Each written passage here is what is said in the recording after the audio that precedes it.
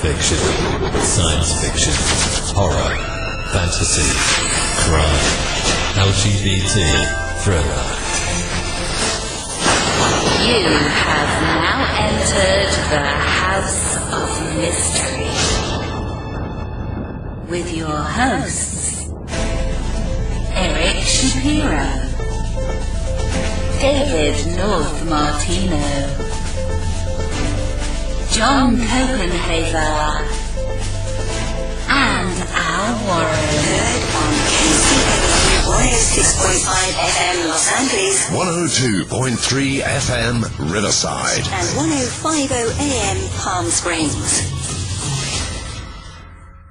Well, welcome back into the House of Mystery. I'm Al Warren. Mr. Dave Martino is here. I am here. Yeah, baseballs and everything. Oh, we're back to me being a baseball player. Yeah, aren't you the Martino baseball player? No, that is not me. Are you sure? That's why I put the North on my name, partially, because, there's too many Dave Martinos. Yeah, but, you only care about the baseball player. You don't care about the other ones. Yeah, Come on. Okay, so I'm the baseball player. He's the famous Yeah, one? he's the famous one. He goes to the hotel, and that's the he walks in with a glove, a mitt, and a baseball, and they'll go, oh, my God, that's Martino. That's Martino. And then they put him to the, top floor executive suite. As a AAA player? Yeah. And then they find out who you really are? Or Yeah. Then he Yeah. leaves and his wife has to pay. Uh-huh. You're paying full works. price. Yeah, I know how that works. Well, joining us today, we've got the one and only Cathi Stoller, who's written a new book. This is book 4 of her Murder on the Rocks mystery. And so it's called With a Twist. And, of course, welcome to the show. Thank you. I'm happy to be here. Dave's got his drink all ready, so he's sitting there with his cocktail, Yes. With a twist. Exactly. So this is book 4. So what's going on now? So what happened? Murder on the Rocks 3 times wasn't enough. We had to go 4. Yeah, we had to go 4 because there's some changing up. She, my protagonist, Jude Dillane, who owns the bar, the Corner Lounge, there's a lot of changes going on. And there's a lot of conflict, which I built into this book, more than in the other ones. Although being, pursued by a serial killer was pretty conflicting, but that part's done.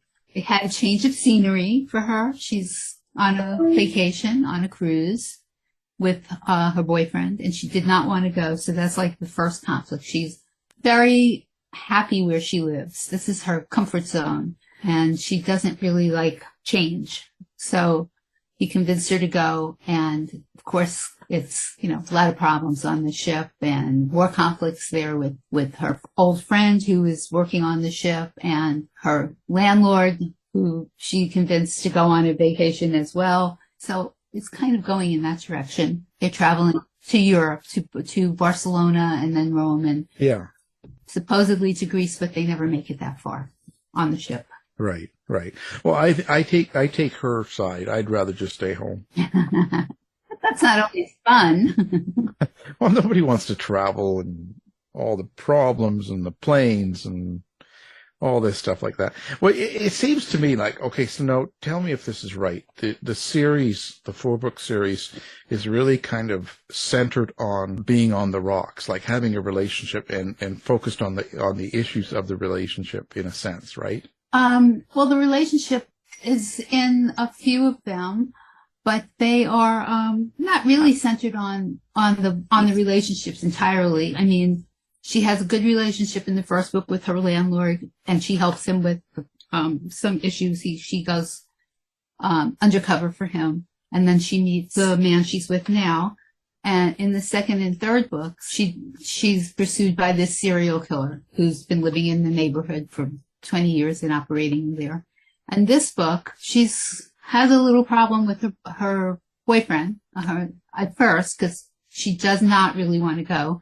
And a client of his who's very close to him gave him first class all the way. So, Alan, you would like to go on a trip like this. So I kind of wanted that to be a little bit more prominent in this book, that relationship and the conflicts there, and with her with Sully, although that's not as prominent. And then there is a really, really big conflict towards the end of the book. She discovers that someone who was very close to her, who actually saved her life twice, who is on the run, is in Barcelona. And she does not know if she should go to the embassy and turn him in or not. So that has to be resolved, which we resolve it. So yeah, so there's a big challenge for her as well. So on the cruise, does Rihanna play?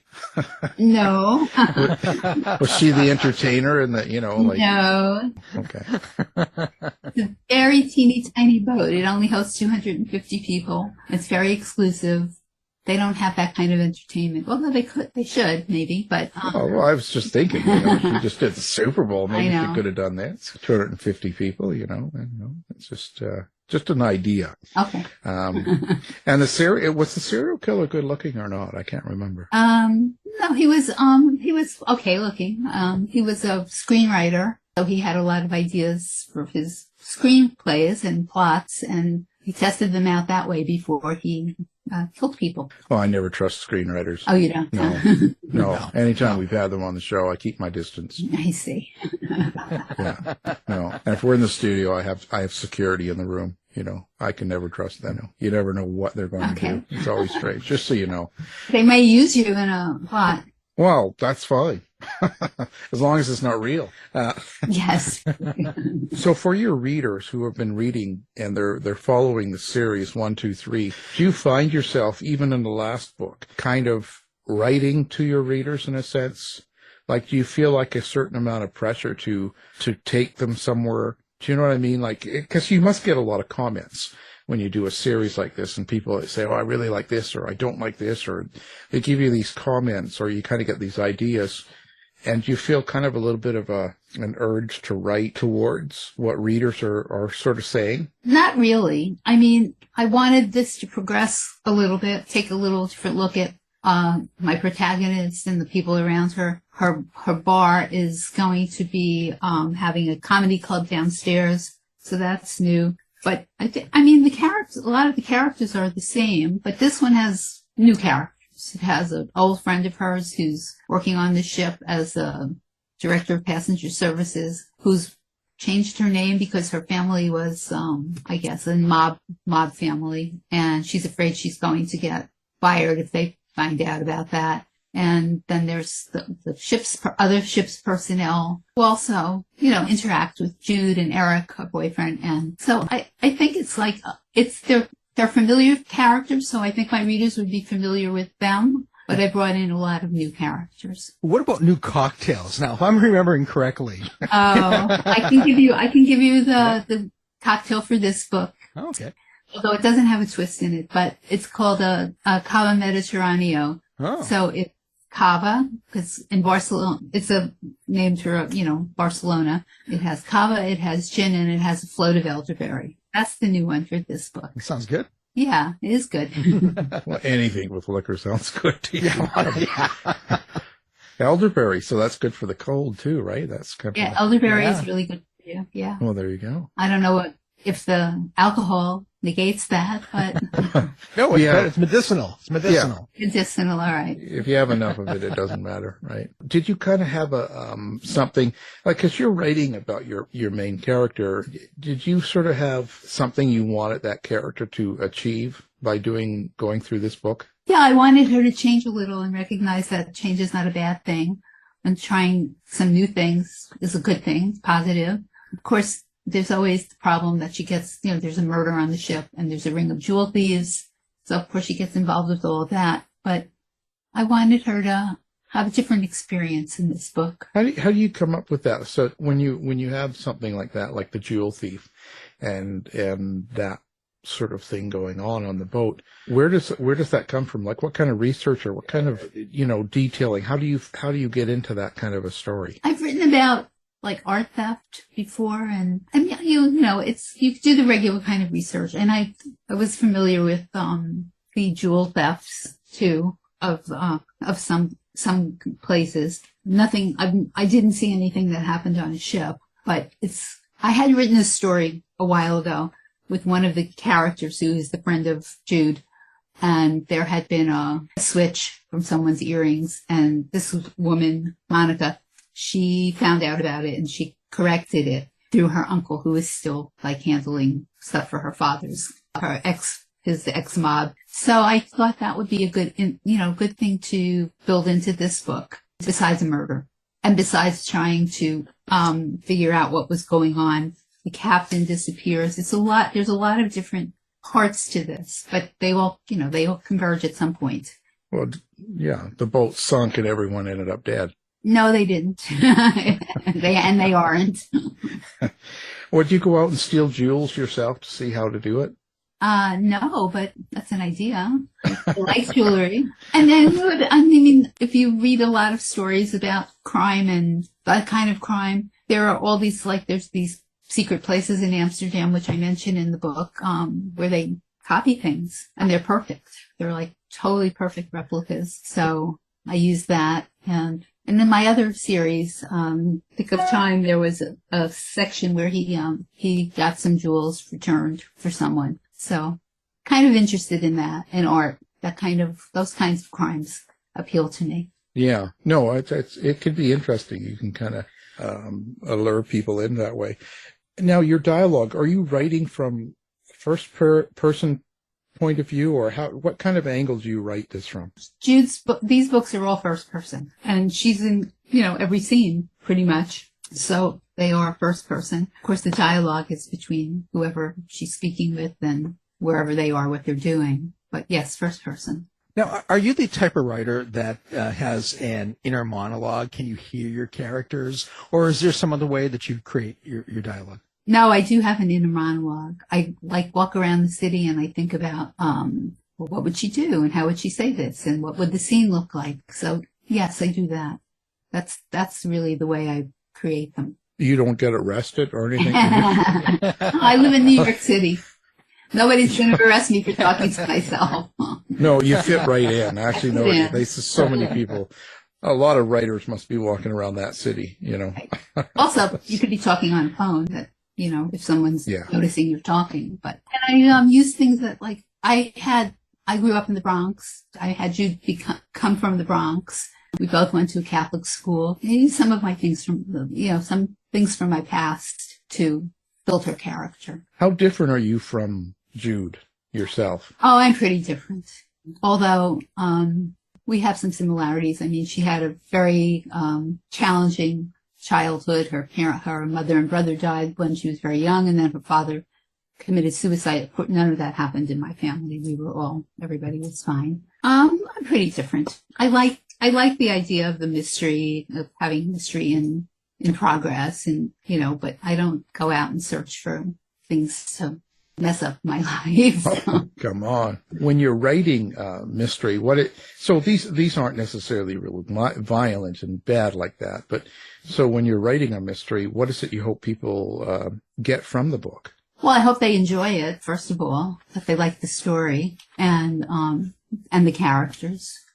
And I think, it depends on your point of view, like what you like to read. These are a little bit suspense oriented too. They're not just regular mysteries. So like one of my reviews said, it's not exactly a mystery, it's not exactly suspense, it's not exactly a thriller, it's a little bit of all. So I try and I don't want them to be like traditional cozy mysteries, any of what I write. So I try and build that in, make it suspenseful. And I hope people who enjoy that kind of reading, those kinds of books, will spark to them. Having written 4 books in the series, how do you keep track of everything? The continuity, the characters?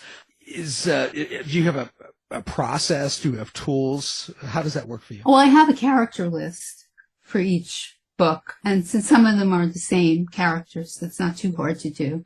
And the continuity, I mean, most of the books, except for this one, take place on the Lower East Side. I know that neighborhood fairly well. So it's not hard to keep that going, that part of it going. The setting, which I think is very important in my books anyway. And this setting was different, but it's places I knew, places I've been to. So I didn't have any trouble building that in. The continuity, I think, if anybody read books 1 through 3, they're going to know Jude, they're going to know she's a little snarky, and she likes vintage clothes, and she can make a lot of trouble for herself when she doesn't really need to. So I think that's all part of the story. Is Jude your favorite character to write, or do you have some others? No, I have, Nick Donahue was my favorite character to write. He's a professional blackjack player, traveling the world and solving crime. And he's also a little very smart and very fun, but he's also a little like, oh, how did that happen kind of thing, you know? So I really like writing that because mostly I've written about women, where my other books are women oriented. And it was fun to have a male protagonist. And I may be writing another book with that character. Is there a struggle trying to write a male character? It wasn't to write him. No, not really. It was fun. It was really more fun than any kind of struggle. I don't think there was any kind of struggle. Well, some people can just do it, no problem, and others, because they have to kind of get into the mindset of what, let's say, a man would do in this case, and how they would act and react and stuff like that. And sometimes people don't always transfer that really well. Do both of you write from multiple characters, like male, female, or? I only write nonfiction, so I don't really have a choice. So I write both, but I'm kind of... I do. You do? Yeah, he does. Yeah, he writes from wolf to vampire. Do you have any trouble with that, Dave? I don't. I tend not to. I tend to actually write more in the female perspective, which is interesting. But I'm waiting for Al to make fun of me. Yeah. I didn't say anything. No, he didn't say anything. No, I'm being good. Well, what's your favorite thing about writing? I think just coming up with the plots and, then figuring out each scene and the setting. But the plots, I don't outline. I'm a pantser, which is why walking around the city talking to myself is part of what I do. Just like like for Jude, where would she go next? What would she be doing? How would she be doing it? Who would she be talking to? And that kind of thing. That's what I like to do, really. I like to sort of figure it all out. So, and this, of course, on book 4, so you have some characters you're starting with and putting them through something or doing something with them. Yeah. But back in book 1 and stuff, when you started this, was it the characters that you started with, or was it kind of a storyline? It was a storyline. My husband used to be in the bar business, restaurant business, and he worked near home, and I used to go there all the time, and I got to know all the people there, and thought it would be fun to write a book about that. So I started with that. We live on the Upper East Side, but I put this book in Lower Manhattan, on the Lower East Side. So it's a different setting, but it's still like there's the camaraderie of the bar and the people the regulars and all of that kind of going on. People who work there. So that was kind of the impetus for the first book. And then it just sort of grew from there. Do your characters ever surprise you? Do they ever kind of take over the plot? Yes. They do. They do things I didn't think they were going to do. Like, I'm trying to think who, like, the man that she's very conflicted about turning in. He helped her a few times, and he kind of took over the plot when he did that. So, but it wasn't the whole plot. It was just like a portion of what was going on there. Did they take over when you're walking down the streets and They can. Brooklyn, and you start going places and doing things that you would never do? Is that? No, I don't do that. Oh, okay. So what do you find the most difficult thing about writing? Sitting down and doing it, really. Yeah. Like I like to think about it, and once I get started, it's fine. But it's the process of actually putting the words on the paper that I think are difficult for me. And does it just come to you, like where you have to do it at certain times because it's the right time, the right mood, or are you more structured than that? No, I'm not more structured. I think honestly, I mean, I don't always walk around talking to myself, but I think about whatever book I'm working on. I think about it a lot. And I think about like where the characters would be and what they would be doing. Like for the book I might write for Nick Donahue, I have an idea about where he should be, and it's going to be about art theft. And so I've been thinking about that, but I have only written a few thousand words of that one. And I'm writing another book that's more of a thriller. A woman overhears a plot to commit murder, and she's appalled and wants to try and help whoever it was. So I can't explain the whole thing because I don't really want to give it away. But I have about half of that written. So that's a little bit different too. Is there a particular time when you know the book is done?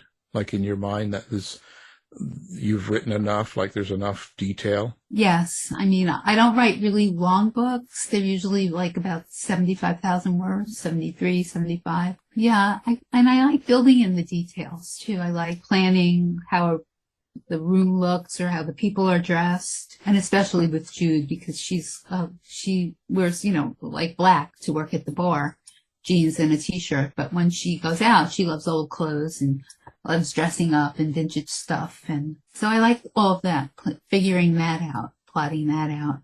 Yeah, that's how I dress too.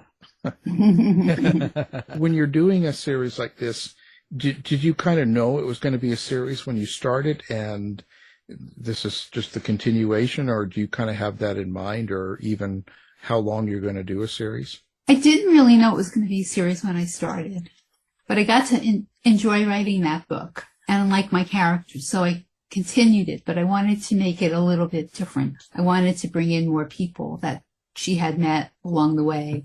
And the serial killer idea, what I thought was interesting because it was someone who lived in the neighborhood who was a customer. He was just, a horrible person. And her landlord gets involved with a woman who is a Black Widow killer. And so it was just kind of snowballed from there, really, bringing him. And then I thought, I have to resolve this. So that would be book 3, where I resolved that part of it with the serial killer. And then I wanted to do something a little bit different with this book. I don't think I'm going to write another one in this series, not right now anyway. I may wait a bit and see where things go, because they're opening a comedy club, so that might be a good place to have another kind of mystery going on there. When you write characters that are evil or bad, like a serial killer or whoever's in your book that is someone doing something kind of not very good or very nice, how do you get into that mindset, or what do you use for inspiration? Well, I read a lot about serial killers when I started writing that. And they're not, probably most people know this, they don't all look like they're crazy people, but some of them seem very average. It was interesting to find out about it and what the FBI thinks about it and all the details about serial killers.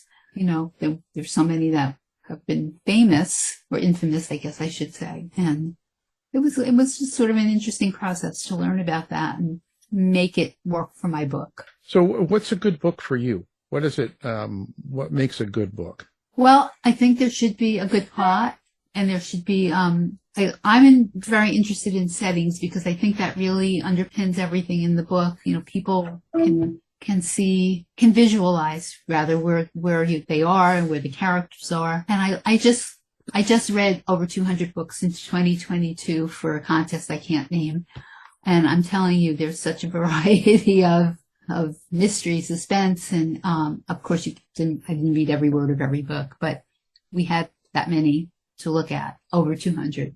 I like a good story, I guess. Basically, I should say that, really. A story that's compelling and keeps you going. Doesn't have to be a mystery necessarily, but mostly I tend to read those.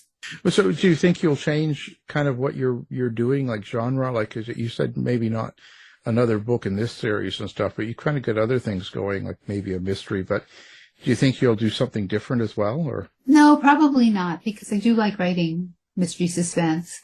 I don't think I would change to do like literary fiction. I don't know that I would do that. I think I'm going to stick with the mystery suspense genre. So then what is next for you after this book? What do you think will be coming up for you after this book? Well, I'm working on Hear No Evil, which is the book about the woman who overhears a plot to commit murder.